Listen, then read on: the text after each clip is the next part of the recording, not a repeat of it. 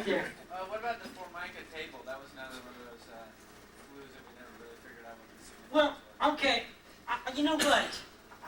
I take it personally, myself. I mean, a lot of the stuff they go, I mean, and I do the same thing with the Industrial Symphony.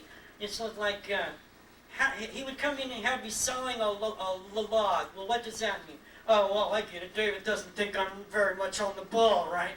Or I'm sawing a log, get it?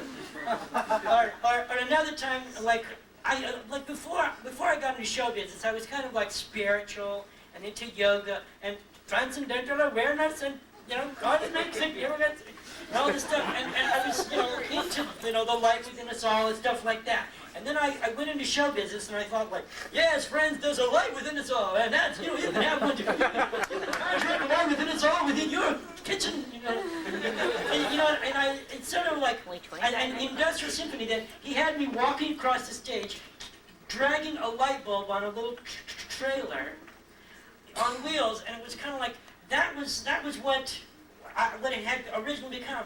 Like, at first I was sawing a log with this great light behind me. Like, that's how I was before I got into show business, the genuine spirituality.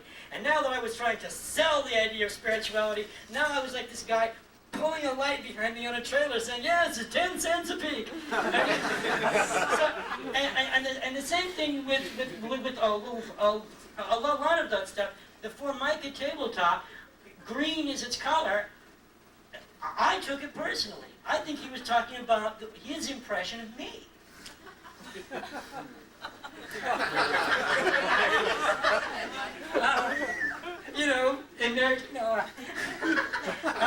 Just green is its color, and sort of like, I don't know, I guess I'm not easily fazed by a lot of things. So, I think that was his impression of me. I'm just like a smooth Formica tabletop, green is its color. No matter what happens to it, it stays green. It's kind of like that, I don't know.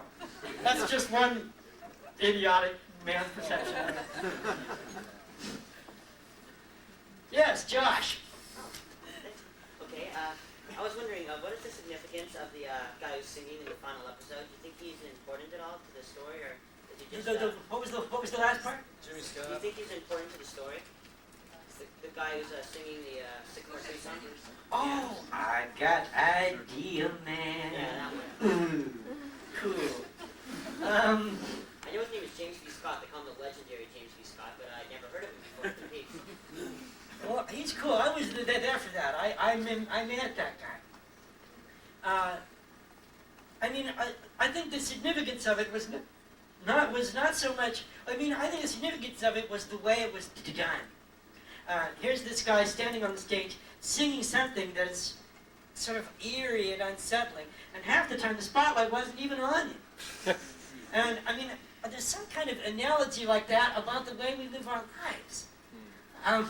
Like we're sort of we're singing our own song, we're all taking care of our own business, and half the time we're at something that's happening, and another half the time everybody's looking somewhere else or doing something else.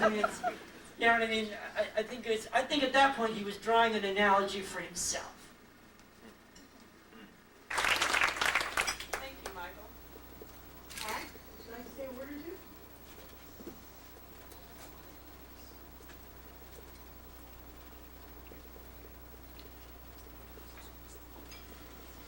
First, I'd like to welcome all of you to the Northwest, those that don't live here.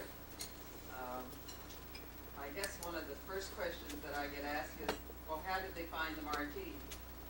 Well, as most movies are, they sent out a location scout, and so that's what happened. A young lady came and she said, we've looked at your restaurant and we've looked at another one, and David Lynch will be up on the weekend and he will decide. Well, it was all news to me. I didn't know there was movie making in the area at that time. So they did come, and she came back and said, we want to use it. And I said, well, we have some redecorating that we have scheduled. And she said, oh, no, we don't want anything changed. So that's what they wanted, was a 50s cafe, and they added a few things, and otherwise it's pretty much like it is now, except for the carpet on the floor.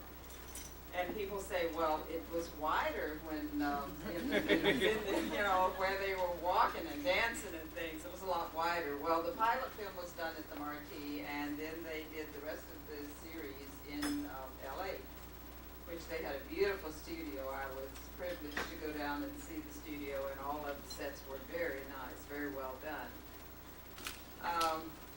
They filmed in February of 1989. We're in the Northwest for 5 weeks, and we're at the Marquee for 3 days. And one night they filmed, and so I just gave them a key after about 10 o'clock. They were still there working, and I said, I'm going home, here's the key. They said, well, can we eat pie? And I said, well, yes. Let's mark it down. So the next morning I came back and I had little lines on a piece of paper there, so I charged them for it. And all we knew was that it was a pilot film.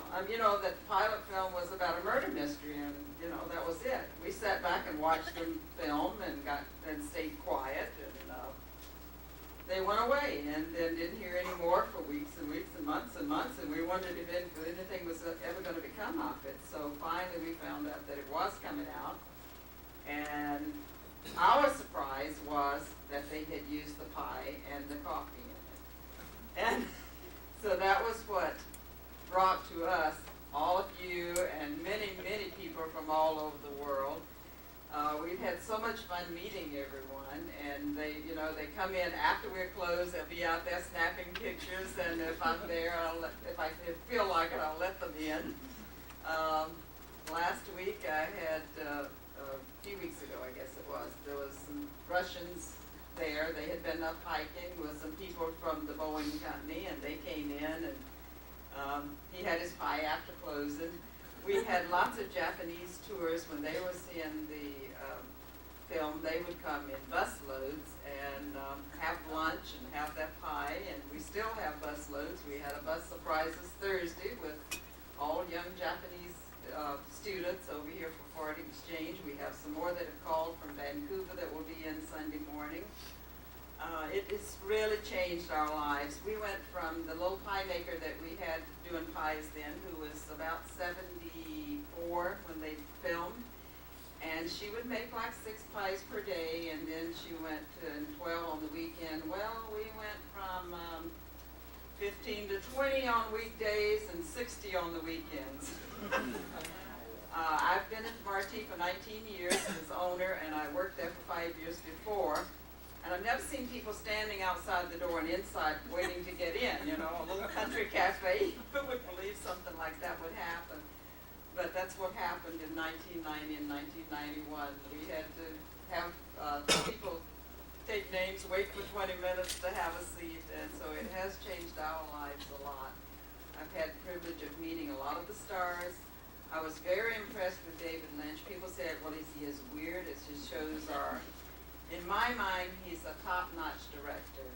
He was very calm and cool and helped the stars when they were there, and would show them what he wanted done. I said I wish I could have had a camera when he was filming the movie, because he was out there with his, must have been his lucky blazer on. Both elbows were out. I'd like to have gotten up behind him and gotten a picture of his jack blazer with the elbows out. And last week, I had the privilege of meeting Cheryl Lee's parents. They were in North Bend for the National Junior Bicycle Races. They came in Marti with their son, and they said that Cheryl had been in London, or in England, and she has short hair now. It's really short, so it made a real difference in her. Last year I brought Bob up to be with us, and unfortunately we couldn't get in touch with him in time to get him up here this year, but he was a real delight.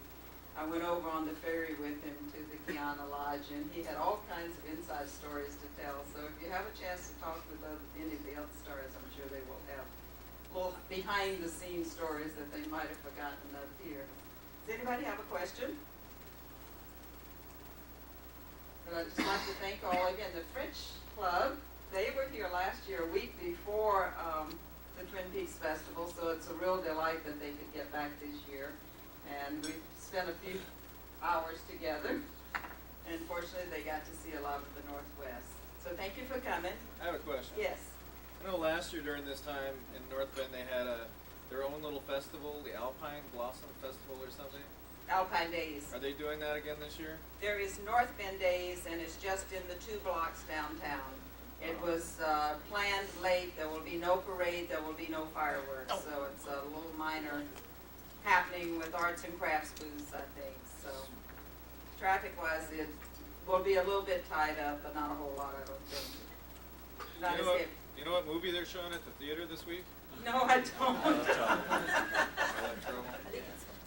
Love Trouble. I Love Trouble. Could be. I thought Speed was on last week or week before last. I think I do remember seeing that. I don't know what movie it's on. Okay. Sorry. But not Come out Fireworks tomorrow Movie, if you have time and check. Thank you.